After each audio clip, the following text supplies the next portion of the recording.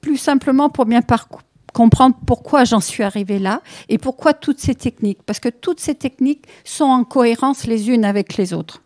Déjà, mon parcours de vie est un peu particulier puisque ma maman, enceinte de moi, a eu un cancer col l'utérus, opérée enceinte, des rayons enceintes. Avant, on ne parlait pas effectivement que le bébé pouvait ressentir quelque chose. J'ai même eu un jour une cliente qui est venue, qui a été opérée 1 mois, sans anesthésie, sans rien. Mais le bébé ne ressentait rien. Alors qu'aujourd'hui, on sait que l'enfant va prendre vraiment toutes les émotions de sa mère. Donc, vous imaginez déjà bien la peur que j'avais. Aujourd'hui, ce n'est pas un exploit, mais je peux vous dire qu'avant de faire des ateliers et des conférences, il y a eu quelques expériences à faire avant d'arriver là où je suis. Donc, ma mère avait peur de mourir. Et en même temps, elle avait tellement peur, parce qu'en plus, j'étais un enfant de trop, un enfant pas désiré, et elle espérait que je parte avec le traitement. Donc, vous imaginez, déjà après, toutes les injonctions et toutes les croyances que j'ai pu développer. C'est-à-dire, notamment, il y avait une croyance que si je paraissais devant quelqu'un, je risquais d'être tuée. Puisque déjà, j'avais fait plein de cauchemars sur ma mère étant opérée, qu'est-ce qui se passait? Et les médecins, je ne vous en dis pas.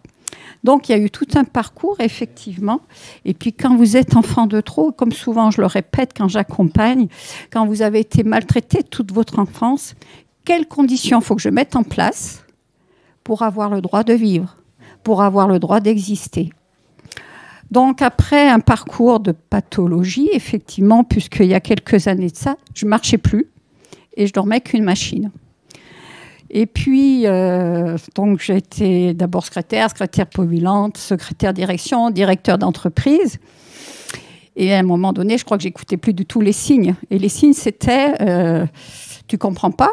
Non, je comprends pas. Eh ben, maintenant, tu vas comprendre. Et tellement que j'étais obligée de comprendre, c'est que je pouvais plus marcher. Et donc, bien sûr, pathologie. On me dit, vous voulez savoir ce que vous avez? Ben oui, comme ça, je vais savoir avec quoi je vais me battre. Bon, ok, on y va. Il me dit, oui, mais 30% d'espoir de guérison, quoi, pas plus, d'amélioration. Et je me suis dit, c'est pas comme ça que je veux vivre. Donc, j'ai commencé à faire un peu la tournée. Et puis, un jour, en cure, j'ai quelqu'un qui me dit, est-ce que tu acceptes de faire un échange? J'ai dit oui. Et de là, à ce moment-là, il est venu des messages pour moi. Et moi qui étais quand vous êtes directeur d'entreprise, c'est le marketing, la comptabilité, l'expertise comptable, etc. La gestion du personnel. Voilà, c'est carré. 2 plus 2, ça fait 4. Mais après, à un moment donné, 2 plus 2, c'est peut-être pas tout à fait égal à 4. Ça peut être autrement. C'est pas noir et c'est pas gris, ou ni blanc. Quelles sont les nuances qu'il peut avoir? Et j'ai commencé à m'ouvrir. Voilà. Et pendant 1 an, j'ai commencé à faire de la visualisation, de la détente, de la respiration, de la sophrologie. Et chaque fois, je disais, bon, là, est-ce que tu peux remarcher? Ah non, tu peux pas, allez, tu recommences. Et j'ai fonctionné comme ça pendant 1 an. Jusqu'à un jour, j'ai rencontré quelqu'un qui était maître Reiki et qui me dit, écoute, un livre extraordinaire, l'aromathérapie quantique. Là aussi, des messages viennent. Et je me dis, moi, je vais aller voir ce médecin. Parce que, bon, l'école, ça ne m'intéresse pas. Mais par contre, de me soigner, oui, ça m'intéresse d'avoir une autre vision. Et puis là, son épouse me dit, écoute, ça serait bien que tu fasses l'école, fais les tests. Et donc, je me suis formée en aromathérapie quantique.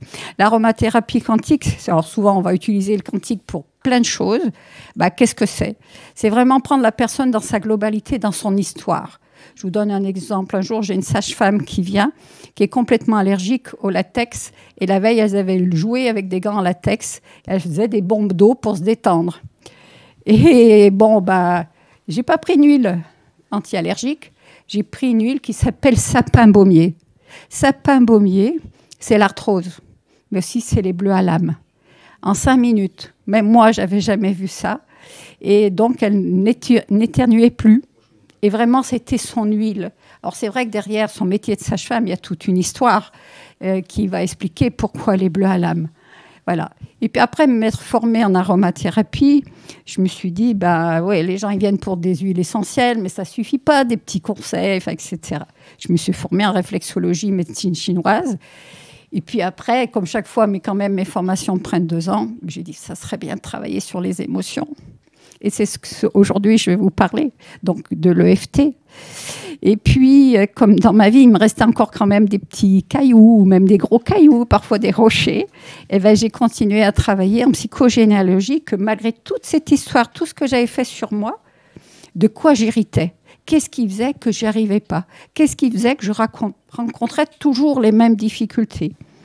Et une fois que j'ai travaillé en psychogénéalogie, que je me suis formée et que j'accompagne, je me suis formée aux constellations familiales et aux signatures fréquentielles. Donc c'est toujours pareil, de quoi je suis en lien. Et lorsque j'accompagne, même en psychogénéalogie, bien sûr qu'on va aller chercher les émotions. Alors qu'est-ce que c'est que l'EFT, Emotional Freedom Technique?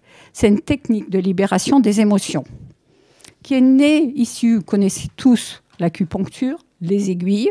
Mais là, ce qui est génial, on ne travaille pas avec des aiguilles, on travaille avec nos doigts. Et on va aller tapoter sur des points d'entrée des méridiens. Et chaque méridien correspond en lien avec un organe et va correspondre avec une émotion. On ne va pas forcément chercher quelle est l'émotion qui est bloquée. On va aller simplement tapoter là pour voir où c'est bloqué. Et en fonction, bien sûr, alors, le FT a été sorti en 1980, donc vous voyez, c'est pas très très vieux. Roger Callahan, qui travaillait, alors à cette époque, c'était un peu plus, encore plus élaboré que peut-être maintenant, où ça se simplifie de plus en plus. Et il travaille sur quelqu'un qui a la phobie de l'eau. Donc, il y a tapote, etc. Puis à un moment donné, elle lui dit « J'ai plus peur. » Et là, elle fuit, elle va vers la piscine et elle s'asperge d'eau. Il lui dit « Mais elle est complètement folle. » Non, elle n'avait plus peur de l'eau. Voilà. Et puis derrière, ça a été repris par Gary Gregg, où aujourd'hui, vous avez différentes formations en tous les cas. Et surtout, ce qui est absolument génial, c'est que cet outil, vous allez l'utiliser par vous-même. Alors moi, je mets toujours un bémol. Parce que bien sûr, toutes les thérapies sont extraordinaires, comme vous entendez. On est encore là et on cherche et on doit avancer. Alors j'ai envie de dire, dans 85% des cas, pour l'anxiété, pour les douleurs, vous allez pouvoir vous accompagner. Mais imaginez bien qu'un jour, vous avez eu un gros traumatisme, un accident. OK. D'aller tout seul dans cet accident, bien sûr, vous allez travailler sur la peur. Mais autour de la peur, lorsqu'il y a eu un accident, peut-être qu'il y a eu des morts, peut-être qu'il y a eu des blessés, peut-être que je culpabilise, peut-être que je n'étais pas là au bon endroit. Et tout ce qui peut avoir, peut-être parce que j'étais en retard, tout ce qui va être autour de ces événements va être, en tous les cas, à élaborer et à approfondir. Vraiment en tapotant. Et on va faire un petit exemple ensemble. Je serai obligée de lâcher mon micro, mais pour bien que vous compreniez comment ça se passe. En tapotant, on va libérer le stress. Mais en même temps, c'est comme si on avait deux pédales. Une pédale sur le frein et une pédale sur l'accélérateur. Parce que le but, en même temps, je crois qu'il y a des personnes qui sont venues me voir tout à l'heure, qui vont se mettre à pleurer. Mais comme toute émotion, quand vous avez une émotion qui est bloquée, ça donne une perturbation énergétique au niveau du corps. Lorsque vous êtes malade, lorsque vous êtes, je ne sais pas, vous avez une angine ou toute autre chose, ou un blocage au niveau du dos, qu'est-ce que vous faites? Vous ne dites pas « Youla, les petits oiseaux ». Non, on est plutôt comme ça, on est plutôt contracté. Et plus on se contracte, plus on a mal. Rien que déjà, en libérant, de toute façon, cette émotion, vous allez améliorer le côté physique. Chaque point, puis j'avais préparé là sur le point, correspond à un méridien et ça permet de vous donner, lorsqu'on va tapoter ici sur le méridien du rein, on va tapoter sur la terreur, sur la peur. Et qu'est-ce que c'est que le terrain? Le rein, c'est les mémoires transmises. Lorsqu'on va tapoter ici, côté du foie, qu'est-ce que c'est que le foie? C'est la colère, la rancœur, la frustration. Et chaque fois, donc, on va libérer, en libérant en même temps l'émotion qui est là. On va faire un tout petit exemple. Simplement, vous allez tourner votre tête à droite, votre tête à gauche, et vous regardez. Est-ce que c'est souple? Est-ce que ça ne l'est pas? Il y a un côté plus souple que l'autre. OK. Est-ce que ça crisse? Est-ce qu'on dirait qu'il y a des cailloux?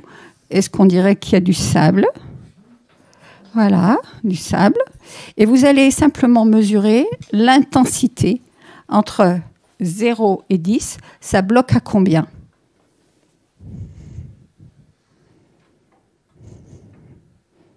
Zéro étant c'est parfait. 10, j'ai une douleur. Voilà. Et qu'est-ce que vous ressentez en vous? Voilà. Et donc, on va commencer ensemble.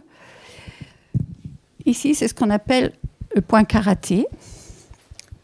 Et vous allez répéter, comme moi, ce que je vais dire, et vous faites les mêmes mouvements que moi. Même si j'ai du mal à tourner la tête, c'est pas souple, c'est un peu bloqué, mais je fais toujours du mieux que je peux. Je m'accepte complètement et je me respecte profondément. Même si c'est un peu bloqué, on dirait que dans mes cervicales, il y a des cailloux. Ça crisse. Je suis vraiment tendue. Et je ne sais pas pourquoi, mais je m'accepte telle que je suis. Parce que la vérité, je fais toujours du mieux que je peux. Et cette situation ne fait pas exception à la règle. Même si mes cervicales sont tendues, mes scalènes sont raides. Peut-être que je serre même les dents.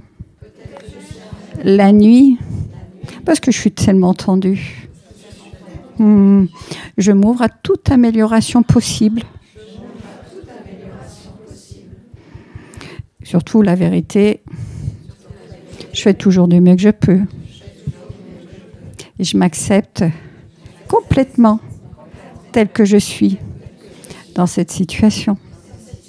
Et puis on va continuer, ce qu'on appelle, on va faire une ronde, tout simplement. J'ai du mal à tourner la tête. J'ai du mal à tourner la tête à droite et à gauche. Alors le point, c'est vraiment le point d'entrée au niveau, là, juste à côté des sourcils. C'est le point d'entrée méridien vessie. Alors le point d'entrée, normalement, il est là, mais on ne va pas aller tapoter vers les yeux. Donc on vient tapoter là à l'entrée des sourcils. Et puis on va continuer. C'est pas souple. Et puis juste sous les yeux, que ce soit côté droit, côté gauche ou les deux côtés, je suis vraiment tendue. Sous le nez, c'est vraiment difficile ce que je vis. Mais je suis toujours tendue. Peut-être même que je suis toujours en vigilance. Mais c'est difficile pour moi. C'est pas souple. Et là, sous les seins, au niveau des côtes, c'est vraiment raide. Pourtant, je fais du mieux que je peux. Et puis après, on va les faire. Donc, c'est vraiment le coin des ongles. Le coin des ongles qui est juste face à vous. Voilà. Et donc là, le pouce va correspondre au poumon. Le poumon va correspondre à la tristesse. C'est difficile pour moi de tourner la tête. L'index, c'est pas souple. Peut-être que j'arrive pas à dire non. Majeur. J'arrive pas à dire non. Petit doigt. C'est vraiment difficile pour moi de poser mes limites. Et alors, on revient sur le point karaté. C'est vraiment difficile pour moi. Puis vous avez vu que le majeur, on ne l'a pas fait, donc, parce que le point est un peu à l'envers. Donc on vient le faire sur le dessus de la main, sur les deux premiers métatarses qui sont là.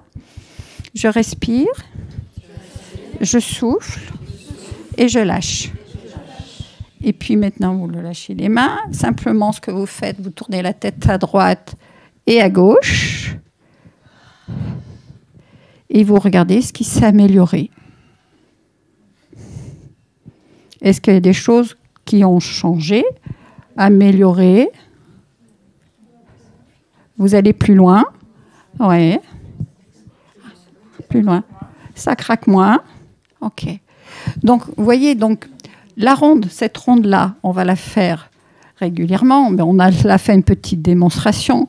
Mais l'objectif, bien sûr, c'est de toujours prendre, par exemple, quel est le problème que j'ai aujourd'hui ? Qu'est-ce que ça provoque en moi ? Quelle est la sensation physique que j'ai en moi ? Si je pense à cette situation, quelle est l'image j'en ai ? Quelle est l'intensité que ça procure ? Ça va être au niveau angoisse, au niveau peur, au niveau colère. Quelle est la sensation ? On va partir de cette sensation physique, de la représentation, de l'intensité entre 0 et 10. Et qu'est-ce que ça dit de moi ? Qu'est-ce que ça dit de moi ? Parce que bien sûr, tout à l'heure je vous ai parlé de psychogénéalogie. Quelles sont les injonctions ou les croyances ? Les injonctions que j'ai reçues ou les croyances que j'ai construites. Qu'est-ce que c'est qu'une croyance ? Une croyance, c'est vraiment quelque chose que j'ai construit pour m'adapter à ma famille. Par exemple, dans ma famille, les hommes, on ne parle pas, on est des taiseux. C'est comme ça. Un homme, ça doit être fort. Je ne sais pas ce que vous en pensez, vous, mesdames, mais un homme aussi, ça a le droit d'être vulnérable, ça a le droit aussi de montrer ses émotions. Oui, il y a des hommes dans l'assemblée. Donc voilà, quelle est la croyance ? C'est d'aller repérer la croyance. Moi, j'ai repéré, j'ai quelqu'un aussi qui m'a parlé de ça tout à l'heure, qui est toujours à fond. Ça sert à quoi d'être toujours à fond ? De ne pas avoir le droit de se reposer. Ça permet de ne pas penser. Pas se remettre en cause. D'aller voir peut-être, si je me mets sans arrêt, est-ce que j'ai du vide à l'intérieur de moi ? Et quel est ce vide-là ? Ça me permet aussi d'aller voir comment je fonctionne. Et tout à l'heure, quand j'ai parlé des injonctions, les injonctions, ça peut être j'ai pas été aimée, ou je sens ça que j'ai pas été aimée. Et la mère ou le père va vous dire, mais si, je t'aime. Et pourtant, quand il va vous dire, pousse-toi, tu prends trop de la place. Ou alors les injonctions, ça peut être, ne fais pas l'enfant. Tu es trop petit pour savoir, tu sauras plus tard. Et tout ce que vous allez construire en fonction de ce que vous avez besoin pour vous adapter. Lorsqu'on travaille en constellation ou en psychogénéalogie, il y a différents principes. Le premier principe, c'est vraiment l'exclusion. On a tous peur quand on est enfant, la première chose, abandonner un enfant, donnez-lui pas d'amour, qu'est-ce qu'il fait à votre avis ? Il meurt. Voilà. Donc du coup, c'est l'exclusion. Et je vais tout faire pour ne pas être exclu, pour ne pas ressentir. Donc du coup, qu'est-ce que je vais déployer ? Je fais tout pour être aimable, tout pour être aimé. Parce que si je ne suis pas aimée, je vais être rejetée. Et on va aller travailler sur cette croyance, qu'est-ce qu'on en a fait ? Le deuxième principe, c'est le rang. Le rang, à quoi sert une fratrie ? Le premier enfant qui naît dans une famille sert à confirmer le couple. On est tous nés d'un père et d'une mère, d'un homme et d'une femme. Le premier enfant vient confirmer l'union. Le deuxième enfant va confirmer le lien, la fratrie. Et à quoi ça nous sert d'aller explorer les liens que nous avons avec nos frères et nos sœurs. Ça ne se passe pas toujours bien, ou des fois ça se passe bien, mais ça va nous servir pour plus tard, effectivement, dans notre couple, dans nos relations amicales, à aller explorer. Voilà. Par contre, on peut très bien aller dire « ouais, j'ai toujours de colère » ou « c'est toujours difficile pour moi, c'est toujours difficile dans mes relations ». Donc, quand il y a une fratrie, c'est d'aller voir qu'est-ce qui s'est passé avec mes frères et sœurs. Et est-ce que je suis le premier ? Est-ce que je suis le deuxième ? Est-ce que je suis le troisième ? Parfois, on a du mal à compter. Parfois, il y a même des personnes qui en font leur métier, de la comptabilité. Et de la comptabilité, pourquoi je cherche à compter ? Est-ce que je serais bien un troisième ? Alors qu'on me dit que je suis une quatrième ? ou vice-versa? Est-ce qu'il y a eu une fausse couche? Est-ce qu'il y a eu un avortement? Ou pourquoi j'arrive pas à prendre ma place? Pourquoi j'arrive pas à trouver d'emploi? Pourquoi je reproduis toujours les mêmes erreurs? Et puis le troisième principe, c'est vraiment le principe de la dette, du don et de la dette. Posez-vous la question, alors l'argent, c'est toujours une question. Est-ce qu'on me donnait de l'argent de poche? Ou pas? Et qu'est-ce qu'on en faisait? Et qu'est-ce qu'on fait aujourd'hui de notre argent? Est-ce que je suis toujours panier percé? Ou est-ce que, au contraire, j'ai besoin de mettre chaque mois, de savoir là où je dois aller, mettre ce que je veux, et pour prévoir à la fin du mois, même à la fin de l'année, voilà. Est-ce que je m'autorise au plaisir? Est-ce que j'accepte de recevoir? À donner, je sais donner. J'adore ça. Donner pour faire plaisir, pour voir. Mais si on me donne quelque chose, ouais, mais j'ai jamais demandé ça. Une tasse, là, c'est pas un beau cadeau. Hein. Qu'est-ce que j'en puis je le casserais bien. Hein. Ouais. Voilà. Est-ce que c'est ce que j'aurais voulu ou pas? Et c'est d'aller explorer, effectivement, tout ce qu'on aurait voulu, tout ce qui bloque en nous. Alors, en EFT, j'accompagne, c'est un outil d'aide. Vraiment, vous allez trouver, pour commencer, plein de vidéos sur YouTube ou sur d'autres, pour bien vous apprendre la méthode. Et on va refaire encore un petit exemple pour bien l'intégrer. Et puis après, je pourrais même à ceux qui veulent, si vous donnez votre mail, vous envoyer la fiche, en tous les cas, puisque bon, elle devait paraître là. Bon, c'est que ça doit être comme ça. Mais vraiment pour vous la mettre, pour tester. Et il n'y a rien de plus facile, dans un premier temps, pour travailler. Voilà, je suis angoissée. Quand on est angoissé, qu'est-ce qu'on fait? On est tendu, on est recroquevillé. Qu'est-ce qu'on fait d'autre? Quand vous êtes angoissé, qu'est-ce que vous faites? On s'isole. On se replie. On mange du chocolat. Et oui, oui, mais c'est exactement ça. On mange les ongles. Voilà. Et vous allez pouvoir travailler sur tous ces aspects-là. Et pourquoi je mange de chocolat? C'est très intéressant, ça, le chocolat. La douceur. C'est rassurant. OK. Donc, c'est tout simple. Même si j'ai manqué de douceur, j'ai manqué de tendresse, j'ai manqué d'amour. Et quand est-ce que j'en ai manqué? Parce que c'est toujours notre ressenti. Peut-être votre parent, votre grand-mère ou qui que ce soit va vous dire « Non, c'est pas vrai. » Chacun a raison.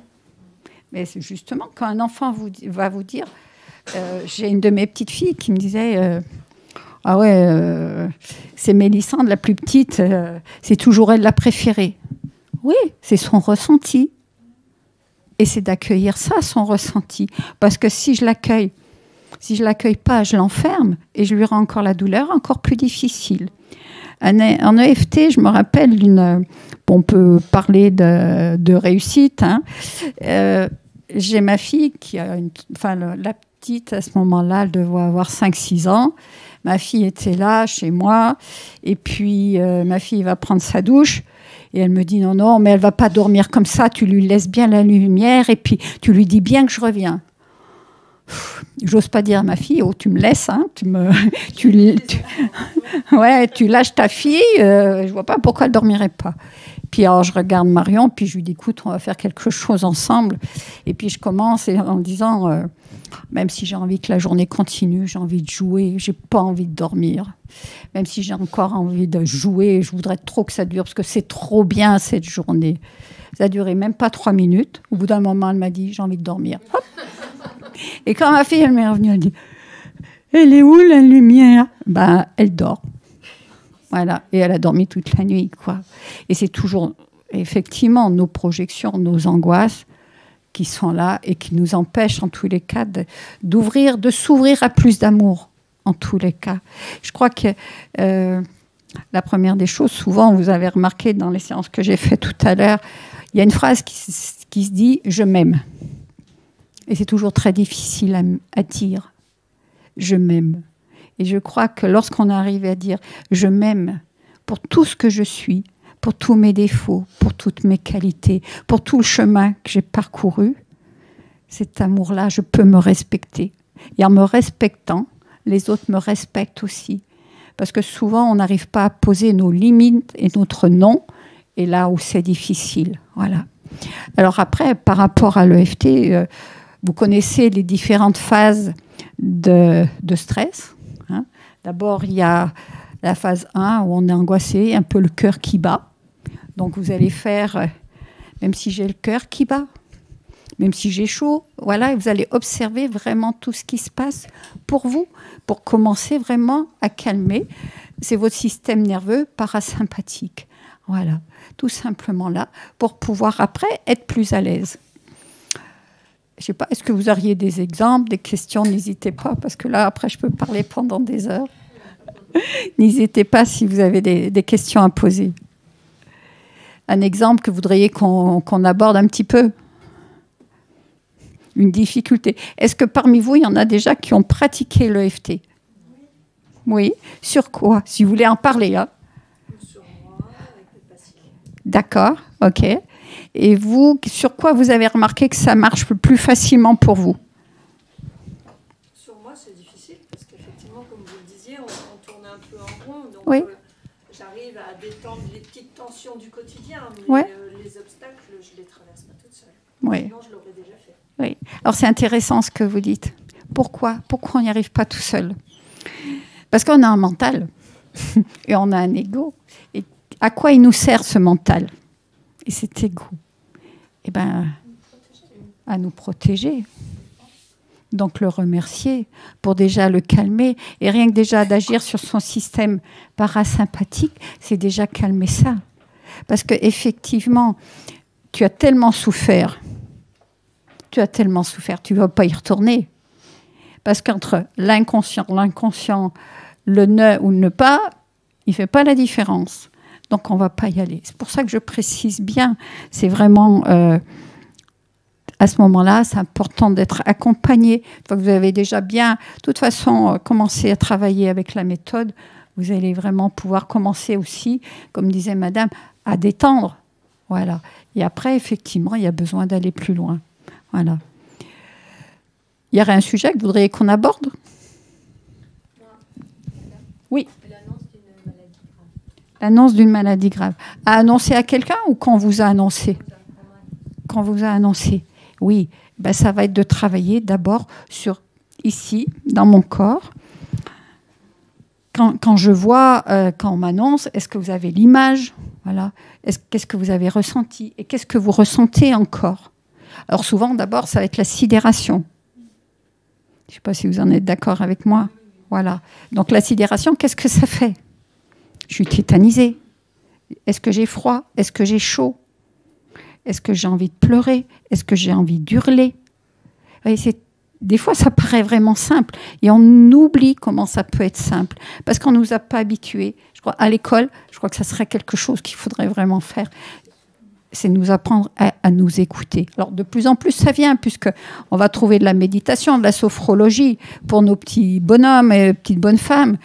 Mais on n'a pas été de cette génération. Et des Françoise Dolto, il n'y en a pas eu beaucoup. Donc, voilà. Comment je suis? Est-ce que je suis sidérée? Est-ce qu'il y a une partie de moi qui s'est détachée? Est-ce que, voilà, pour ne pas être présente, pour ne pas souffrir? C'est vraiment se réapproprier ça. Alors, bien sûr, des fois, on a envie d'hurler, on a envie de pleurer, mais j'ai envie de dire, demandez à toutes les personnes qui ont pleuré, acceptez de pleurer. Qu'est-ce que ça peut soulager? Pourquoi? Parce que j'ai construit surtout nous les femmes, excusez-nous les messieurs, mais on doit être forte. On doit être le pilier. Parce qu'on ne veut pas faire souffrir nos enfants. Mais nos enfants, ce sont les enfants de l'appel à la vie, ce ne sont pas nos enfants. On ne sait pas ce qu'ils vont devenir, on ne sait pas ce qu'ils sont venus travailler. Ils sont une part de nous-mêmes, ok, mais on a fait notre travail. Notre travail, c'est de quoi? C'est de les aimer et surtout de leur faire confiance. De leur faire confiance. Parce que même si c'est difficile, parce que même si peut-être ils vont tomber, on sait les ressources qu'ils ont pour pouvoir se relever. Et plus vous allez leur faire confiance, plus ils vont se relever. J'ai une dame, il y a quelque temps, qui vient me voir. Son fils a décidé de partir en Corse. Elle me dit, mais je peux pas, il faut que je lui dise, il peut pas. Chaque fois, il a échoué. Et là, il va être plus loin. Mais non, c'est pas possible. C'est pas possible. Il est adulte, puis même si ça échoue, combien de fois il a fallu échouer avant de pouvoir vraiment faire l'expérience de réussir. Et je peux vous dire que je n'ai pas honte de le raconter. Combien de fois j'ai échoué? Combien de fois? Et combien de fois j'ai refait la même expérience en disant, tiens, ça y est, encore. OK. Ben maintenant, qu'est-ce que tu dois changer? Qu'est-ce que tu dois observer? OK. Et puis, ça, c'est dans un premier temps. Observer effectivement la sidération, la peur, qu'est-ce qui risque de se passer. Vous savez, le jour où, surtout quand il m'a dit, vous savez, j'ai expliqué un peu les méthodes que je faisais, c'était du charlatanisme pour lui. Et là, il m'a dit, on va améliorer de 30%. J'ai dit, c'est bien. Je ne peux plus aller acheter mon pain. Demain, j'irai acheter mon pain. Mais est-ce que c'est ce que je veux? Ce n'est pas ce que je voulais. Tout n'est pas parfait dans ma vie. OK. Aujourd'hui, je suis debout. Je ris. J'ai envie de rire. J'ai envie d'aimer. J'ai envie d'être aimée. Voilà. Tout est là. Et c'est de ce que j'en fais. Est-ce que je donne le pouvoir à l'autre? En sa parole. Je ne sais pas si j'ai répondu tout à fait à votre question, en tous les cas. Et c'est vrai que des fois, ce que je veux dire, pourquoi la maladie vient me chercher? Parce qu'il y a le côté, c'est pas juste. Pourquoi moi? OK. Et vous allez comprendre pourquoi j'ai travaillé en psychogénéalogie. Parce que j'ai dû faire d'abord, quand j'étais jeune, 18 ans d'analyse. Et malgré tout ça, il m'arrivait encore des choses. Et je dis, là, c'est plus possible. Et donc, je me suis ouvert à d'autres choses. Le FT, le MDR, etc. OK. Aujourd'hui, j'ai eu une enfance de maltraitance, dans tous les sens. Et je peux dire merci. Parce qu'aujourd'hui, quand j'ai quelqu'un qui sort de mon cabinet et qui sort avec le sourire,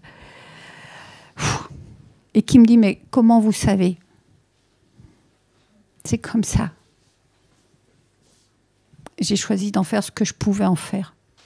Je suis responsable de ce que je fais. Je ne suis pas coupable de l'histoire qu'on m'a transmise, mais je suis responsable de ce que j'en fais. Voilà. Alors même, il y avait encore plus que tous les points. Moi, je sais qu'aujourd'hui, je fais tous les points, mais je ne fais pas les yeux, etc. Rien. Il y a même une méthode où on ne fait qu'un point. Lorsque c'est très profond, j'aime bien faire tous les points. Voilà. Alors, effectivement, lorsqu'il y a le deuil, lorsque ça n'a pas été exprimé, souvent, il y a des pathologies qui peuvent apparaître, notamment des polyarthrites.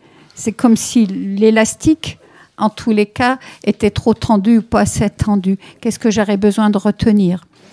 Mais le deuil, effectivement, alors je travaille aussi avec des huiles essentielles. Lorsqu'il y a eu des deuils qui n'ont pas été faits, c'est qu'il y a quelque chose, comme je dis souvent, l'ascenseur a été bloqué. Et c'est de débloquer cet ascenseur. Donc, il y a différentes méthodes, mais l'EFT, c'est exactement pareil. Vous allez pouvoir travailler dessus. C'est d'abord, quand je pense à ce départ qui était trop tôt, mal vécu, comment moi je le vis. Comment je le vis, par contre, à l'instant présent. Pas il y a 100 ans. Ou comme quand j'y pense, qu'est-ce que ça me fait vivre encore? Et comment moi, quelle est la croyance que j'en ai faite? C'est surtout ça, moi, comment je me vois. Parce qu'on peut travailler aussi sur une croyance. La croyance, même si je me trouve nulle, que je ne suis pas parfaite, mais j'ai fait du mieux que je peux, je m'accepte complètement. Et on va aller faire les points. Et sur les deuils, c'est exactement pareil. Et souvent, surtout le chagrin. Je disais, les femmes, on voudrait tellement paraître forme. Voilà. Être le pilier. Et voir qu'on peut être courageuse. Et on l'est, quoi. Si je tapote sur le point karaté, ça correspond à l'intestin grêle. L'intestin grêle va libérer le manque de confiance. Donc, tout à l'heure, ce que je disais, il n'y a pas besoin de savoir à quoi ça correspond. Si je tapote là, effectivement, c'est plutôt sur la peur. Donc, parfois, si vraiment je vais travailler sur la peur, j'insiste un peu plus. On va travailler aussi sur la vésicule, sur l'estomac, donc sur la honte, sur la rage qui est bloquée, sur l'impuissance, effectivement. Sous la rate, sous le bras, c'est la rate, c'est le renoncement. Et donc, du coup, si vous voulez, c'est une bonne question parce que souvent, c'est une question qui nous est posée. Comment faire les phrases? Au départ, lorsque vous allez travailler sur vous, faites le plus simplement possible. Et ne serait-ce qu'avec la même phrase, ne serait-ce qu'avec ça, sur tous les points. Par exemple, c'est, je ne sais pas, tout à l'heure on a dit c'est pas raide, mais peut-être que ça peut être, et on va faire simplement tous les points avec cette phrase-là. Et puis après, on observe. Ah bah ça s'est amélioré. Et derrière, toujours essayer de trouver une image. C'est raide, mais est-ce que c'est une barre de fer? Est-ce que c'est une corde? Quelle est la sensation que j'ai? Toujours revenir. Donc, toujours revenir. Pensez à l'intensité. Pourquoi l'intensité? Parce que lorsque vous avez fait une ronde, ça va permettre de vérifier si vraiment j'ai réussi à diminuer cette anxiété, cette peur, cette colère. Autre point, et puis on va faire, lorsqu'on travaille en énergétique, il y a besoin de boire. Donc il faut boire, parce que ne serait-ce que ça peut perturber notre système. Et puis parfois on s'aperçoit, j'ai des personnes qui me disent, ça ne fonctionne pas. C'est comme si on avait des piles qui sont inversées, comme si le plus et le moins n'étaient pas dans le bon sens. Donc dans ce cas-là, on va simplement faire une ronde, ce qu'on appelle une ronde énergétique, que je vais vous montrer et que vous allez trouver ça sur Internet ou que je peux vous envoyer, il n'y a pas de souci. Alors je pose mon micro, je suis désolée. Donc simplement, on vient tapoter ici sur les clavicules. Et donc, on va travailler là sur la circulation lymphatique et c'est remettre en route vraiment notre système. Donc là, thymus chez nous, qui est déjà depuis bien longtemps enfermé. Là, sur les côtés. Et puis après, on va harmoniser au cerveau droit, cerveau gauche. Et donc, voilà, on monte le bras le plus haut possible.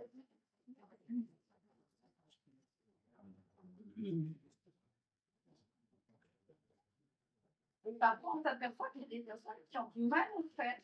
Donc, c'est vraiment, on sait très bien qu'on a, je veux dire comme ça, principalement le cerveau, il y en a plus, un cerveau qui est rationnel et un cerveau émotionnel. Donc, souvent, ils sont trois chocs. Puis après, puisque vous êtes assis, vous allez rester assis, vous croisez vos pieds. Vos mains, vous les mettez comme ça, là, voilà. Vous les remontez là. Et vous allez respirer langue au palais. Et quand vous soufflez, vous soufflez.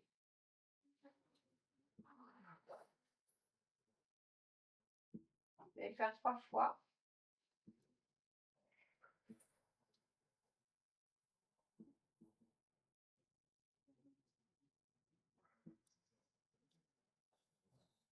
Vous décroisez vos pieds, vous les mettez dans le sens.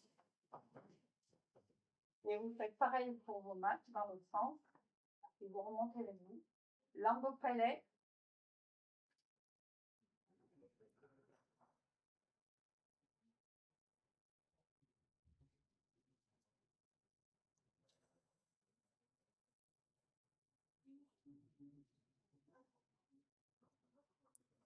Et rien que déjà là, ça permet de repositionner à l'intérieur de soi, de faire baisser l'intensité et de se remettre en ralentissement.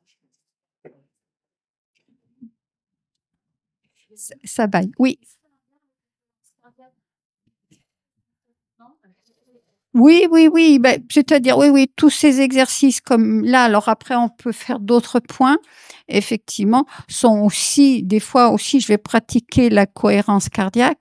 C'est vraiment de faire baisser à ce moment-là, vraiment en intensité. Parce que lorsqu'on va travailler sur des problématiques qui sont assez difficiles, je vois, alors, j'ai pas spécifié aussi j'anime un site qui s'appelle Violence féminine. Violence féminine, c'est les violences faites par les femmes. Pourquoi? J'ai parlé un peu de mon histoire et effectivement, c'est de lever le tabou. La femme n'est pas toujours rassurante, pas toutes. Et on sait tous que d'abord, on a toujours, depuis des lustres, des siècles, la femme a subi aussi de la violence. Mais comment elle est transmise, comment elle est vécue et comment sa violence peut être différente des hommes. J'ai été également participatrice à l'écriture d'un livre qui s'appelle « La violence féminine ou la fin des guerres des sexes ». C'est-à-dire que la violence de l'un engendre la violence de l'autre et comment est-ce qu'on peut, en tous les cas, œuvrer dans ce sens-là. Donc, j'accompagne, si je vous parle de ça, c'est que j'accompagne beaucoup de personnes qui ont été violées, mais des femmes et des hommes. Et on me dit souvent, oh ben, les hommes aussi. Oui, les hommes aussi. Et c'est encore certainement, je suis pas un homme, mais je pense que ça leur procure vraiment de la honte, quelque chose où c'est encore plus difficile pour parler.